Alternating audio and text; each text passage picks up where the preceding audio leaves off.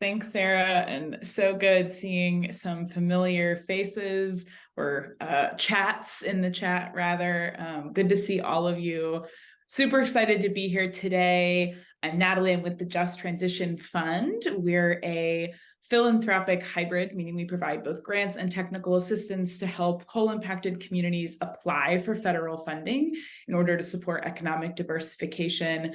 I'm our broadband lead, and I'm so excited to be able to talk today about the opportunity that ReConnect offers and make sure that communities are ready to really prepare and take advantage of this exciting funding opportunity. So I will just give us a brief overview of where we're headed today, and then pass it over to Alex and Richard to introduce themselves. But I'll first just give us a quick overview of where we're headed. So we're going to start hearing from Richard Jenkins about ReConnect, the program, and then Alex and I are going to be facilitating a deep dive discussion. We'll then talk about where Just Transition Fund and Center on Rural Innovation can help you prepare, how we offer some resources to make sure that you can be ready to take advantage of ReConnect. And we'll close out with some really clear next steps so you know where and how to get started.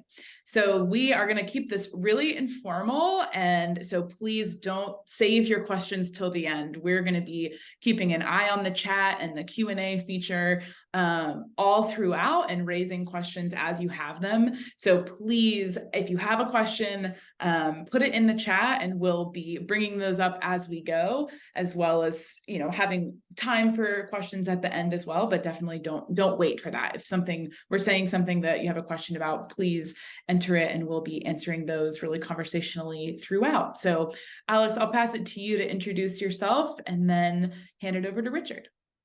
Great. Thanks, Natalie. Quick introduction here. My name is Alex Kelley. I lead the broadband team at the Center on Rural Innovation. We are a nonprofit that does two things primarily. A subset of the organization helps rural areas build better broadband networks. And the rest of the organization helps them understand how to leverage those broadband networks for the biggest and best economic impact, because we believe that broadband is a necessity. Great broadband is a necessity in rural areas, but it's not a panacea for economic development and prosperity. So that's a little bit about what our organization does. And over to you, Richard. Okay.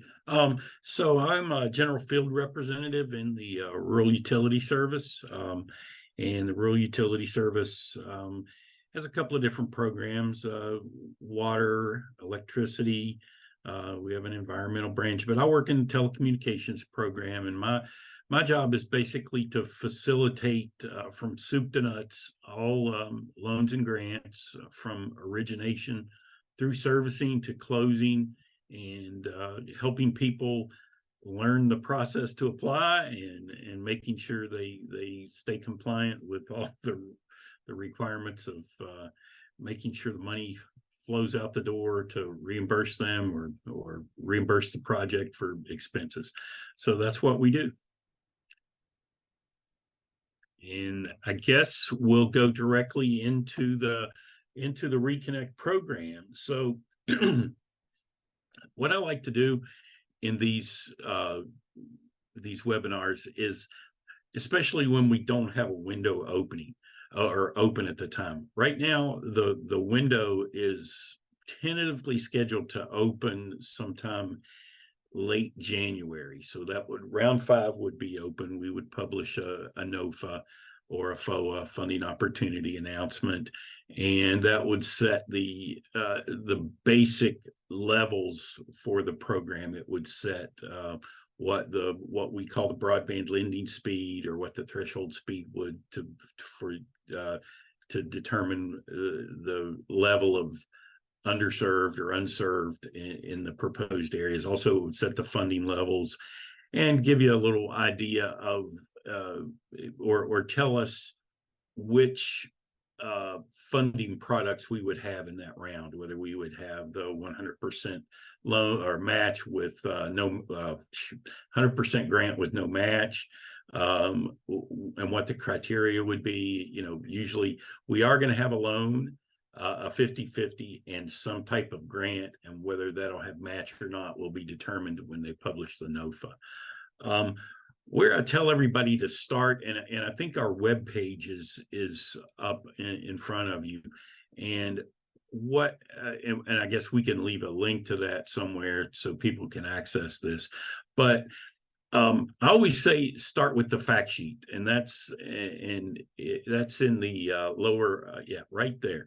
So start with that, and it's all active links. You can open that up, and I won't read this to you, but this is the first step in understanding the programs. What we want to do is basically fund with loans or grants the construction, improvement, acquisition of broadband facilities in eligible rural areas.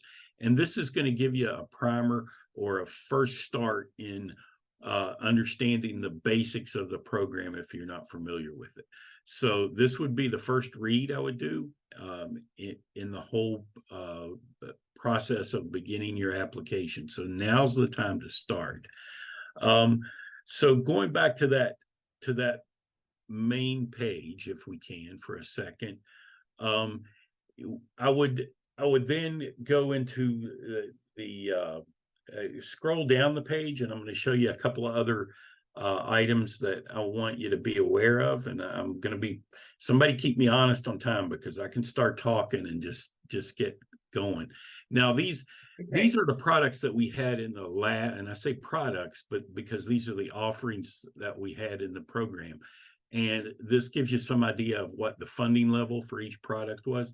This will change as the new window opens. So I think we're going to have somewhere around $1 billion again for the whole program. So we'll, the upper management will make some decisions about what categories will have what funding. So they'll divide that up accordingly. But it does give you an idea of what might be available in the next window. Scrolling on down a little bit, I wanted to make you aware of a couple of other tools. First, go all the way to the bottom and let me show you something that I want you to do. I want everybody that's interested in this program to stay up to date. So you can subscribe to that website, or it's actually an automated email system. That's where we update everybody's that's interested.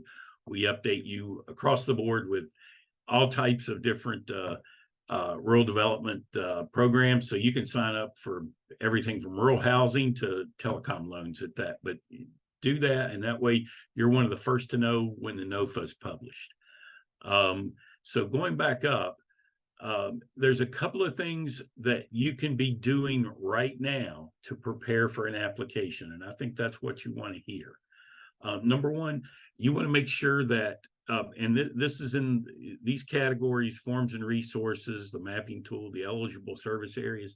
These are all things that you want to explore. So you want to get in these now, because most of this information is going to be pretty static. It's not going to change from NOFA to NOFA, and it's going to give you a head start in understanding the program. So you want to just peruse these items, make yourself aware of them.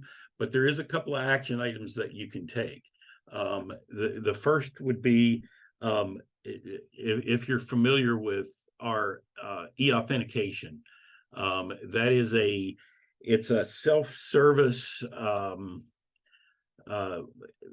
identity proofing system that we have to make sure that you are who you are and you're applying and able to request a loan or a grant in the name of your organization. So the quickest way to do this is, again, where everything is online, and I can't think of an easier way than just going to Google or whatever search engine that you use and typing in USDA e-authentication, and it'll take you through the steps of a level 1 classification and then a level 2. And you'll need level 2 to be able to interact with any of the other things in RUS. So that is all self-service, you can do that on your own. That'll give you a password and an email. The other thing is you want to make sure you're registered in grants.gov, or I'm sorry, the System for Awards Management, SAM, that you have a unique entity identifier. That can take some time. So those steps are something that you can do now prior or pre-window opening, that you don't have to be bugged with while you're trying to complete the application.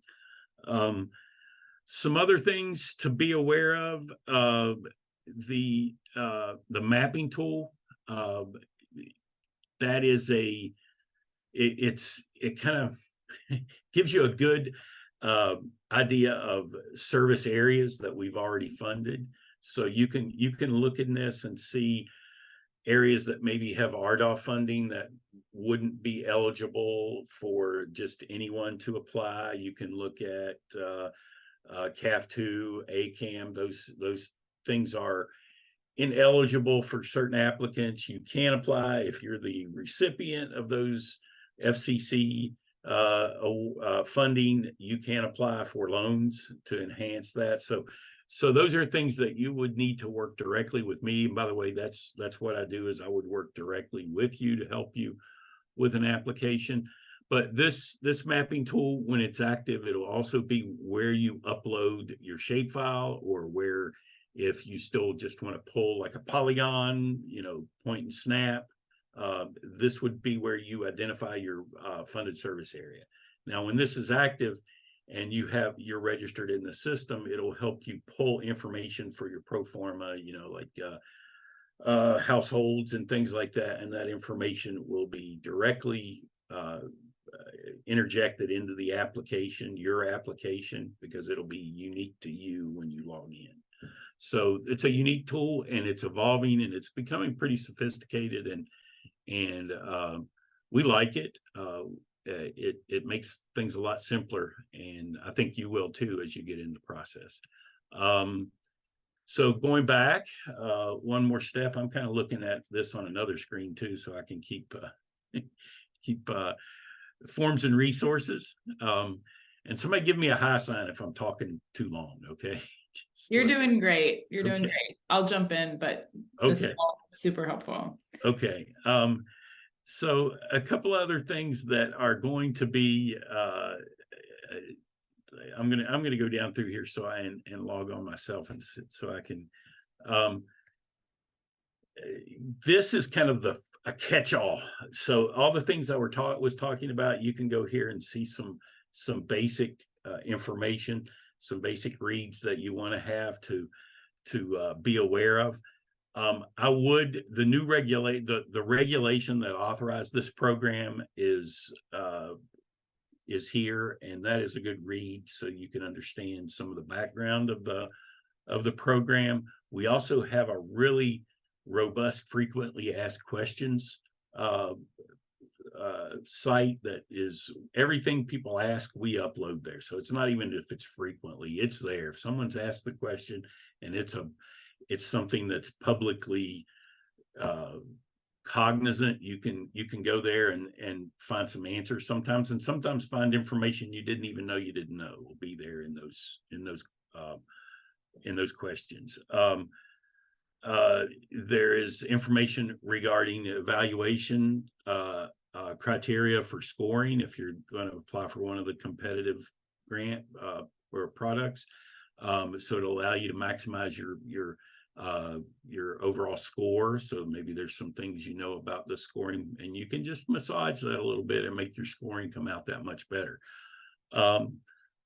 Let's see, there's access to webinars. We do put on some webinars, but they are, they're good primers to understand the program. Sometimes it can get a little bit just basic, but still they are worth the time and effort to listen to them, especially if you're new to the program. I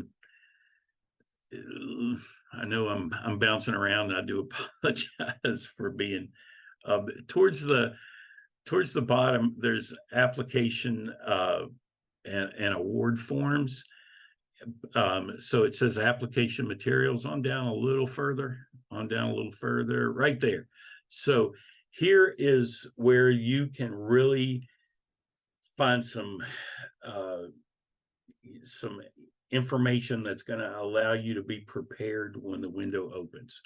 So the application guide for round 4 is there. It is still relevant. It's the mechanics of the application guide is not going to change. There's going to be some updates, as far as fiscal year and funding announcement and what products we have, but it's still a good basic get started document. We will need, and you can do this is a good first step or third step of the 3 first steps, is an authorized representative request. So you can go ahead and look at those samples and pick which sample is best for your organization. Go ahead and follow through with all the with all of the certifications that's needed to be able to submit that authorized representative request. What that does is it outlines who is the responsible party for your entity and who can access and use the online application system. So that's a good thing to get in right now, so you're ahead of everyone that's applies when the window opens. The other thing that seems to cause a lot of concern in the application process is the environmental questionnaire, NEPA, SHPO, all those things. We kind of clump them together in environmental. Now's the time to look at it and see what. Don't start any consultation with any other federal agency or any environmental agency. Just look at what's required and start gathering information. It'll save you a bunch of time in the application process, because that seems to be where everybody is a time waster, and not waster, but it takes a lot of time to get this done. So now's a good time to start. So then there again at the bottom of that, and it's a good. She's scrolling through the questionnaire, and it allows you to think about what you need. So it's good to go through it, answer those questions, kind of save that document, and see what you might, after you develop your funded service area, see what documentation you might need to put together to finish the questionnaire. Rich, can I jump in with just a few sort of Sure. really high level questions, and then hopefully we can kind of keep digging into all of this detail with you? Is that okay? Sure. Can we just sort of back up first of what are the, again, assuming that this program is going to look similar next round as it has in the past, the maximum award amount, and just again clarifying what are the kinds of activities that this grant will fund for communities. Sure. I'm sorry. Sometimes I get involved and just start going. This is all great, and I hope everyone was taking really good notes. And well, you don't have to take notes. We'll send you this recording, but this was all super, super helpful. And I just want to make sure we all have some of the high levels pieces in addition to this great advice you've given so far. Well, as far as maximum amounts, $25 million is the set, or it was set in the last NOFA or FOA at $25 million. If there's an exceptional project that's estimated to cost more, I would say that we could talk to the administrator. So if there's something that's going to be more than $25 million, we can try to work that out, because we do, especially in the loan categories. Sometimes we're undersubscribed in the loan categories. So just work with me and ask me or inform me of what you want to do, and then we'll get you the right answer for your situation. Well, I'm sorry, I got keyed in on that answer, and I forgot your other question. No, that's great. And I hope everyone is hearing that's a lot of money, and a really important early step here is reaching out to your general field representative at USDA to really start talking about your project. And like, they are here to really work with you, which I think is one of the amazing things about working with USDA. So just want to really shout that out. Yeah. And then the second question I had, Richard, is just what are the activities that this can fund? Okay. What? So what we primarily want to fund is infrastructure. We can fund acquisition to a certain extent. And again, if your project involves acquiring other facilities or another company or something that you're going to improve, you probably need to reach out to your general field representative and discuss the individual situation.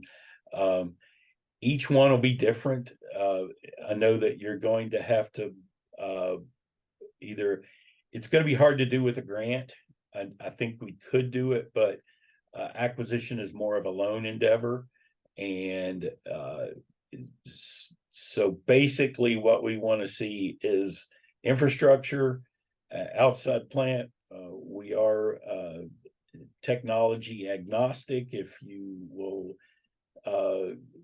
understand that we don't consider satellite or broadband or unlicensed fixed wireless as broadband. That's something in the last NOFA we did not fund.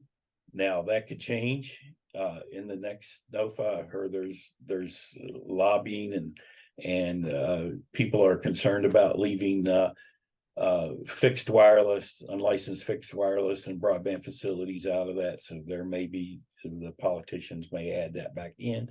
So I don't know till the NOFA is published, but there is criteria as far as we call it a broadband lending speed. It's kind of a catch-all term. So you're going to have to provide 100 megabits symmetrical service with whatever we finance. Now that doesn't mean that every customer has to have it. The capability has to be there. So you can have different product offerings in your business from the lowest to the highest, but it has to be designed so that every customer can get 100 meg symmetrical if they desire. So,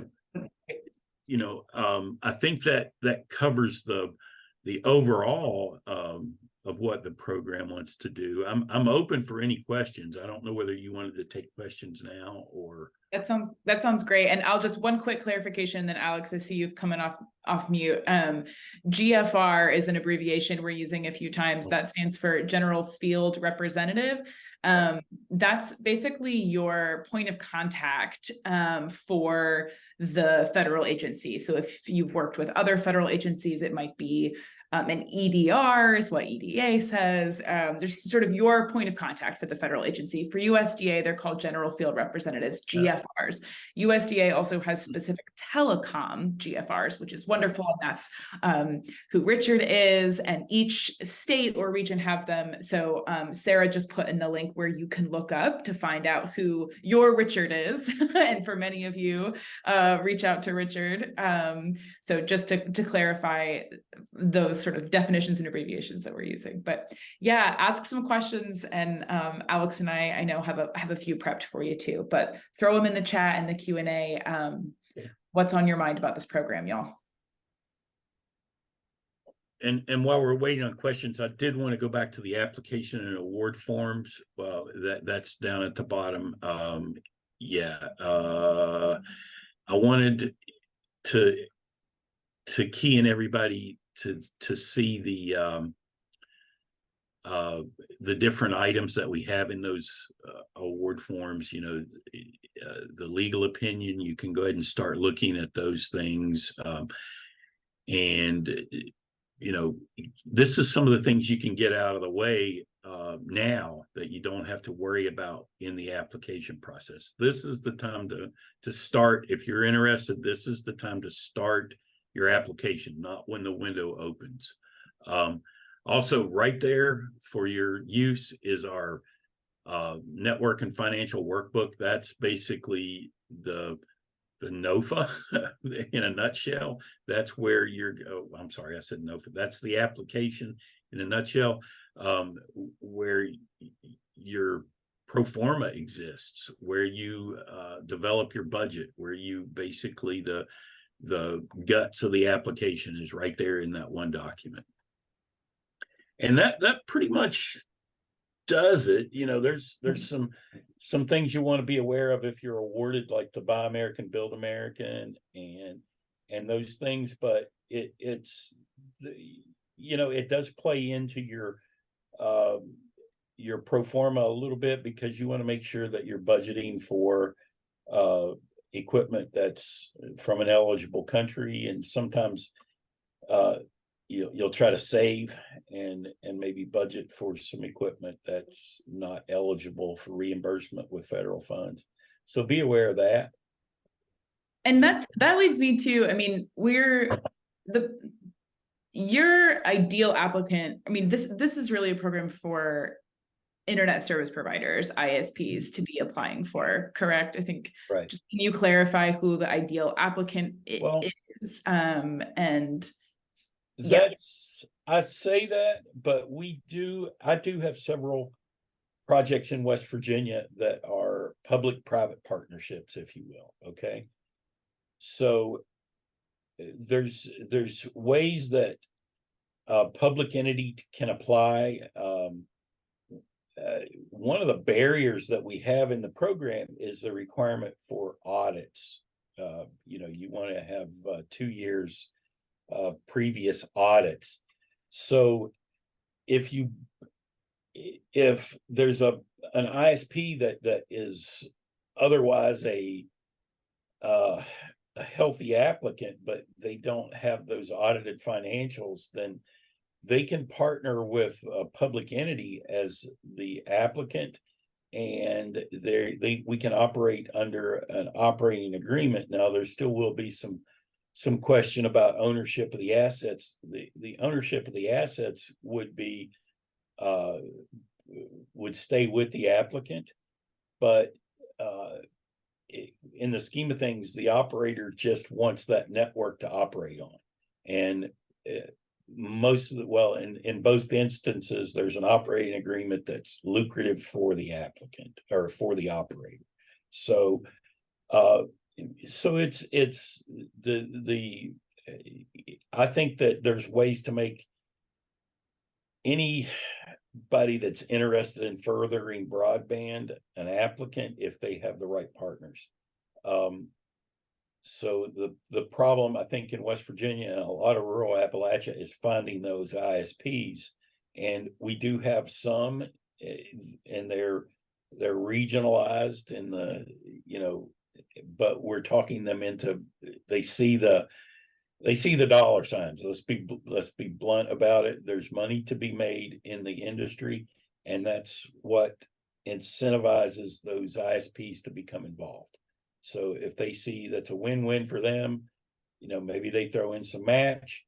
The public entity writes the grant. They do they maybe build the network and operate the network at a profit. It's as simple as that. So if there are if there's a scenario that you want to discuss with a general field representative, I would bring it up with that general field representative. If it's me, fine, give me a call. If it's the guy in Pennsylvania, guy in Tennessee, wherever you're from, discuss it with them, and because it really does, the details matter, but generally we can make we can work out some type of project with entities somehow. So Richard, you know, one of the things I really like about the ReConnect program is if you were to make a list of all of the elements that make building broadband really hard, right? Building in really rural areas and in challenging economic circumstances and tribal lands and things like that, those align very well to the criteria that actually gets you points in the program. In other words, ReConnect is trying to help you build in the hardest to serve areas. Right. And, you know, there's a really great map, as you showed us on the website, that shows kind of geographic eligibility. But one of the questions that I get, and that's kind of hard for people to figure out, is how do you know whether you are going to be a competitive applicant, not just an eligible applicant? put another way, I mean, there's 175 points, at least in the previous rounds, that you can win in the with your application. And if you go and look at those point categories, there's going to be some that everyone on the call will have some competitiveness with, some that won't. So how would you coach people to understand not only are they eligible, but will they be competitive? And that's because every round the competitiveness changes. Okay, so I understand there's areas of this country that are more competitive than others, and that's just a fact. There's going to be there's some applicants that are going to tick the box on every scoring criteria, and I can't give a set rule of thumb, but if you're able to, and it depends, every NOFA has different scoring criteria. Like, not everybody can tick the box on the FAR level for rurality. You're and I can't even remember the details. You're so many miles from a city of certain population, or so it's hard to give that answer. It really is. I mean, I think I've told people, if you can't garner at least 50% of the available points, then maybe take a hard look at whether it's worth your time and effort. And I'm not doing that to discourage anybody. I'm just saying this takes a lot of time and resources, and I don't want people wasting their time. So if you look at the scoring criteria and you don't think you're going to hit the mark on at least 50% of those in some type of self-evaluation, you maybe want to self-evaluate and decide not to apply. But I don't want to discourage you, because I say that, and then what happens as these programs evolve, it becomes less competitive, okay? Because look at what's happening in the central part of the country, in Oklahoma, and the Native American populations. We're super competitive based on our criteria, and we've met those needs. The same with Alaska and native tribal areas. We're meeting those needs. So as that happens, the other areas become more competitive. West Virginia and Appalachia in general is super competitive. We've just had some technical issues that have not made us, the awards haven't come there. And I still say, if we put together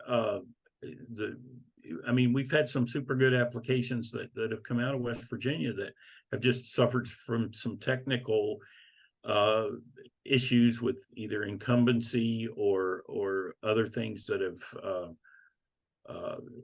kind of kneecapped them. But it's a very hard question to answer. I can't give you a 100% don't do this if this type thing. So well, the questions only get harder from here. So okay, all right. No, that's a very good answer. We had a couple questions come through the chat, so let's tackle those quick. One question is, what's the time frame? I'm assuming this is referring to the partnership structure that you were talking about prior to this. What is the time frame that the public entity has to own the assets before selling or transferring to? Okay, so you're getting into a very sticky legal question there. If you back this program up and look at the regulation, and then if you look at some of the embedded regulations like 2 CFR 200, that regulation pretty much spells out what you can do with government financed plant or material. Okay, so we do have an economic life that it's basically the depreciated time of the asset, and fiber being on the higher end, electronics being on the lower end. But the average for a fiber to the home project is about 17 years. Now, in the grant agreement, there'll be, when there's some type of public-private partnership, we'll set out those details about how long the awardee has to maintain control of that asset. But as with anything, it's a legal agreement. So legal agreements are negotiable. So, and this is kind of, I'm getting over the maybe crossing a line here, but we say things are pretty stringent, but like I said, legal agreements are negotiable. That's why lawyers exist, and they negotiate things for you. So you agree to something and then conditions change. So what I'm saying is, to make this happen, you're going to have to accept the terms that we put out there, and you're going to have to maintain control. You're going to have to agree to maintain control of that asset for the economic life. But let's say after the project's built out completely and you want to make some kind of change, then that's when you negotiate with our lawyers and they make the change. Okay. So something can happen. It's just, I can't 100% say that that's going to happen. I'm not saying that. I'm just saying legal agreements are negotiable. Great. And then another question from the chat, and you might not be able to say if the rules haven't been announced, but do you know if 100% frontier and remote areas will be able to apply for more in round 5 as they were in round 4, or is it likely? It's likely. I'd say that we'll give a nod to them, but there may be a special set aside for them to apply with a certain tank of money. And then if it doesn't if all of that tank of money doesn't get used up, then we'll move it to other products. So I think I'll do one more, and then hopefully more folks will put some questions in the chat. Obviously, the program that's sucking up all the oxygen in the room right now is the BEAD program. So I want to talk a little bit about how this might interact with that, and some advice around that. And you know, the BEAD rules are still coming together, but from what we've seen so far, I think I'm encouraging every rural area to really consider whether they can apply to ReConnect for a couple reasons. One, you know, ReConnect does a great job of funding fiber in really hard to reach places. And, you know, BEAD with the Internet for All mandate and the way that the allocations happened and the predictions coming out about what each state needs to get served is there's going to be a lot of places across the country that might get BEAD money for some wireless solutions that might we're just not sure what's going to happen and who's going to be served with what with BEAD. So I think the first thing I would say is definitely consider ReConnect, right? Especially it's on a little bit faster of a timeline. What else are you thinking, or when people talk about the relationship between ReConnect and BEAD, is there any other advice you'd give, or as people think through these two programs? Well, we're as an agency, we have I don't know the name we've given it. We have a task force that the two agencies meet, the upper management. They meet and they discuss how we're going to interact and be you know, complementary to each of the programs. So I know that, you know, it's a mandate that there's no duplication of federal funding. So if we fund a project, BEAD won't fund it, and vice versa. So it is who's going to get out in front first, and we're not being competitive. Our goal is, I think, is we just want to build broadband. No matter what agency does it, we want broadband to be built.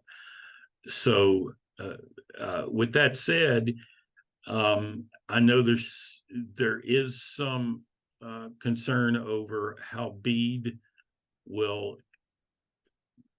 You mentioned that, you know, speed to market, if you will. Are they going to be able to overcome all the, you know, the FCC is also in this equation, and I almost forgot they're that variable that hangs up to the left of the equation that you have to factor in.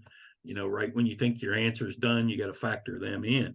And, you know, because you have the EACAM and RDOF, and you've got all the other things out there, and they interact, you know, it's like an if or type thing. So if this is in place, you can do that, or you can do this. And my opinion, and I try not to sound biased, is if you have an unserved area and there is not a pending application, there is not a something that's funding is imminent from another federal source, we do move rather quickly. We are putting together, I mean, RUS has never been had a reputation for speed when it comes to funding applications. We do take our time, but with ReConnect, we are under a mandate to get things done. And let's face it, this is a political year, and I try not to bring up politics, but we will be getting pressure to get round 5 awardees out prior to the November election. So if we open this up in January, like I expect, you've got a 90-day window there. So you do the math. I think we'll be making awards in August. I think we'll be, and we've got our act together a little bit. We have a system. We have the personnel that are reviewing these have come together with, you know, they've got some commonalities and some efficiencies put in place. And I do think that ReConnect can get you funded, and then BEAD can be complementary to that. So if you, and vice versa.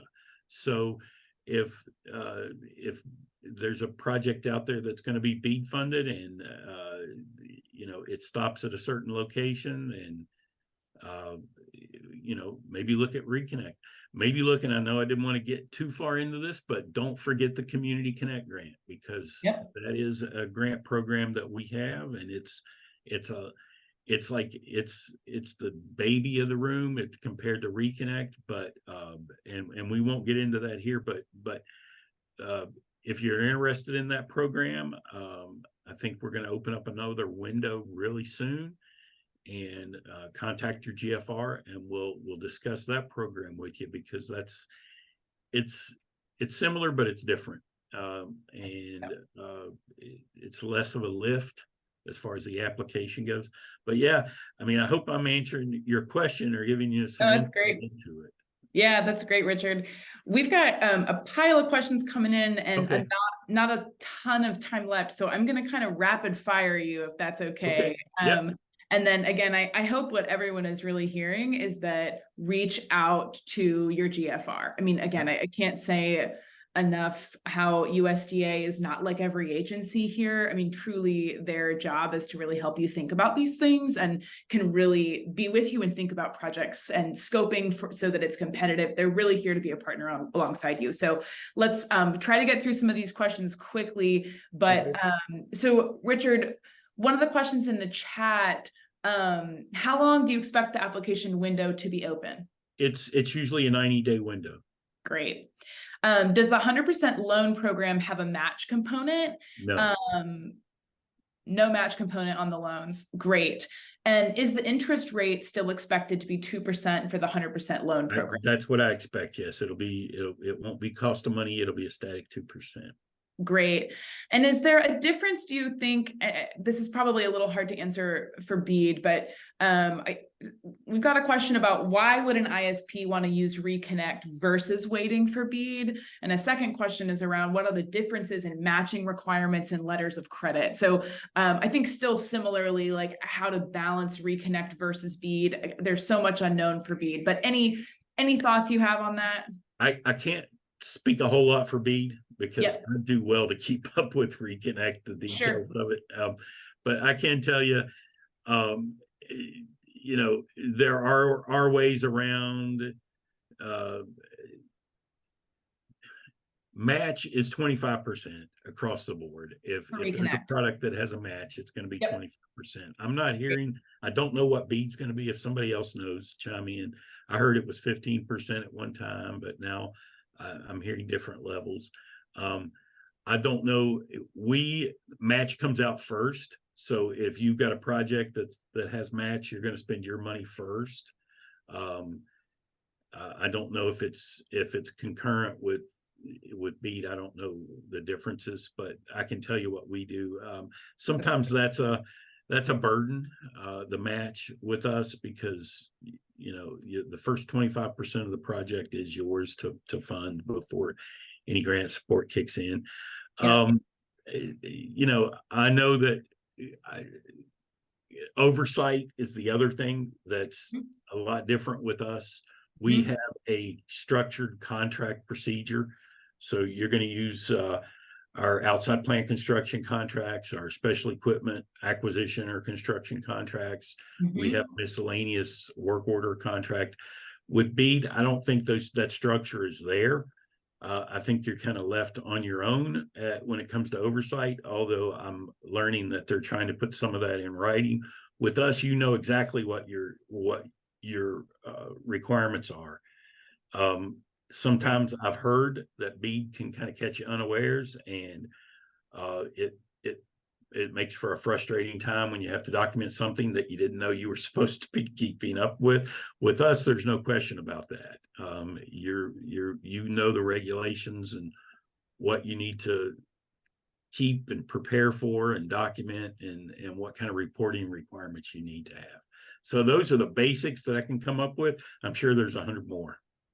That's awesome. We're gonna shift now to make sure that everyone leaves with some really clear next steps and an awareness of where Center on Rural Innovation and Just Transition Fund are here to also really help you navigate this program.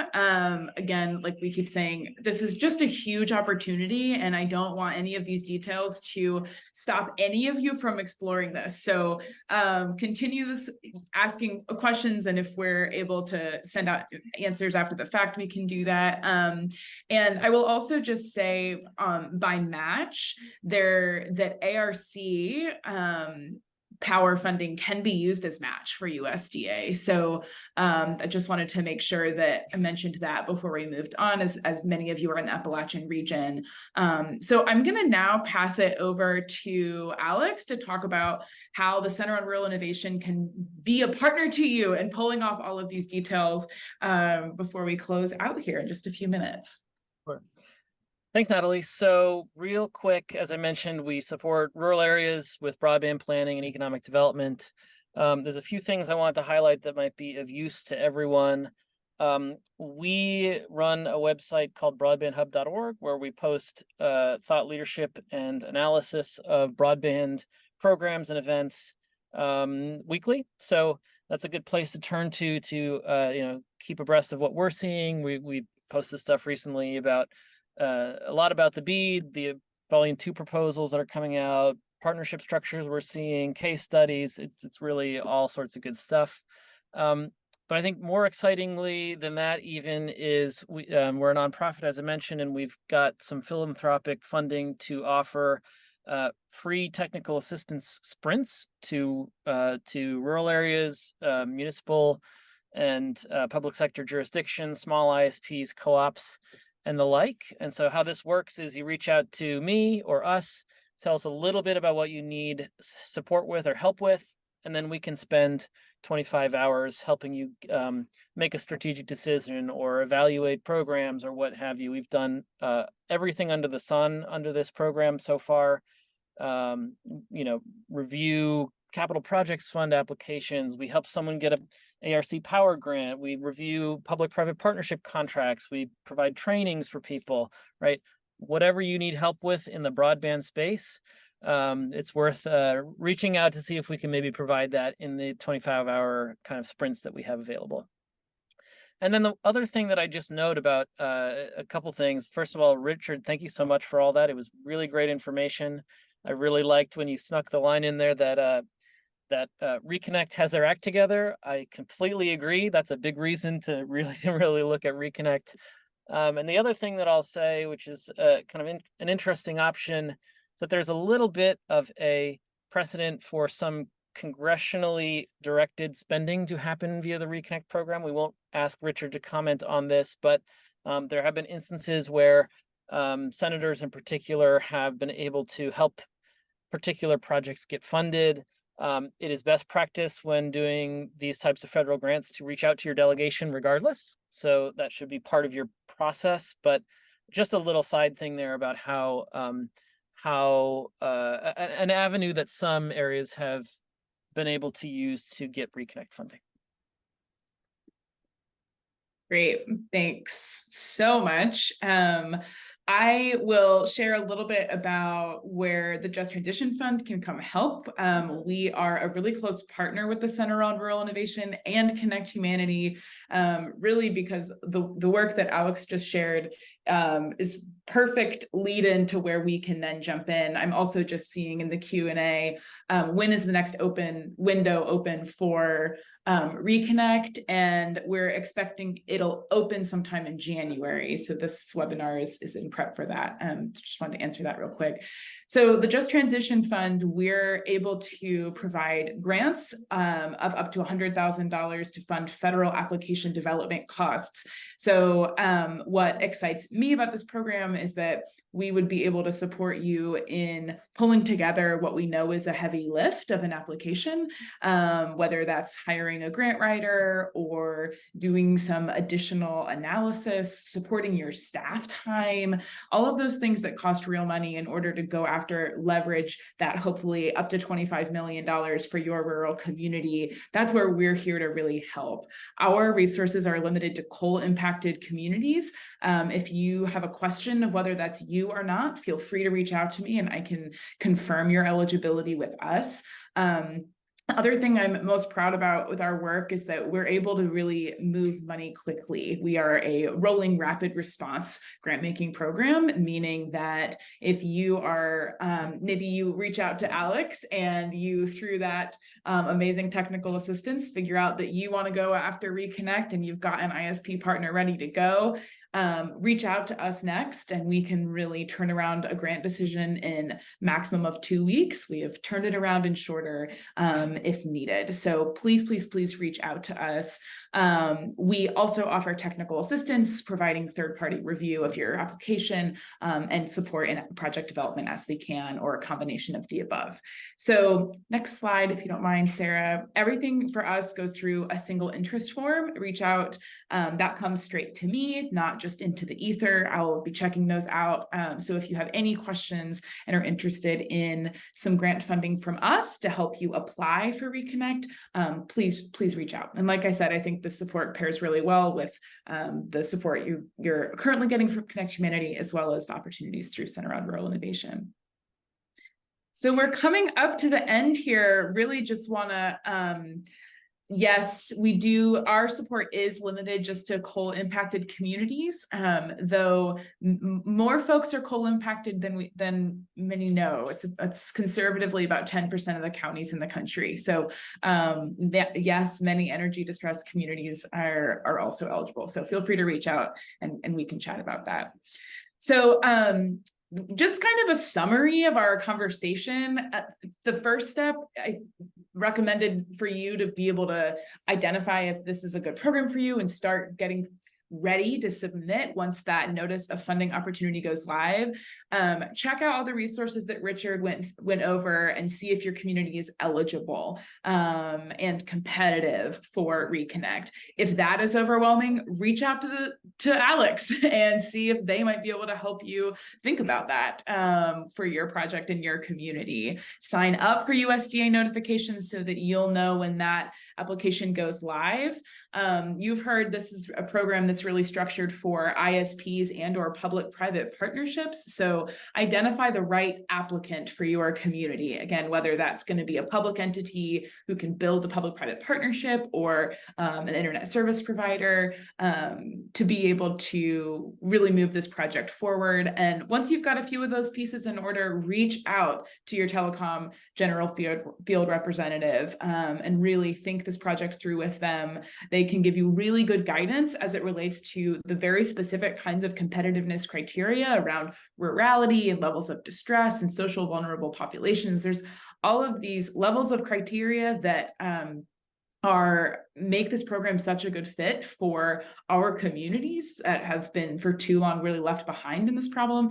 And I think it can feel overwhelming to navigate. And that's really what these general field representatives are for. And then, of course, please reach out to us, Center for Rural Innovation and Connect Humanity. If you're exploring and thinking about this opportunity and feel stuck at any point, we are all here to help and work really closely together to kind of each fill a need within this application development pipeline. So please reach out. We're here to help. And we all just really want to see as much of these USDA dollars going to your communities as possible. This is such a great resource. And thank you guys so much for being here to learn more about it. So reach out. Here's our contact information. Great. Alex is putting it in the chat as well. Please reach out with any questions. And thank you so much, Richard and Alex, for being here and sharing your expertise and wisdom. And I'll pass it over back to Sarah to close us out.